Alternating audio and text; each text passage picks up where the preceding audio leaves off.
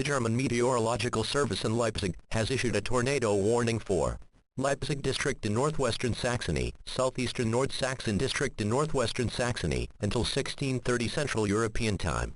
At 15:45 Central European Time, a severe thunderstorm capable of producing a tornado was located over Wurzen, or about 9.6 kilometers west of Lausital, moving east at 45 kilometers per hour. Hazard: tornado. Source: radar indicated rotation. Impact: flying debris will be dangerous to those caught without shelter. Mobile homes will be damaged or destroyed. Damage to roofs, windows, and vehicles will occur. Tree damage is likely. This dangerous storm will be near Wurzen around 1600 hours, Dahlen around 1622. Take cover now. Move to an interior room on the lowest floor of a sturdy building. Avoid windows.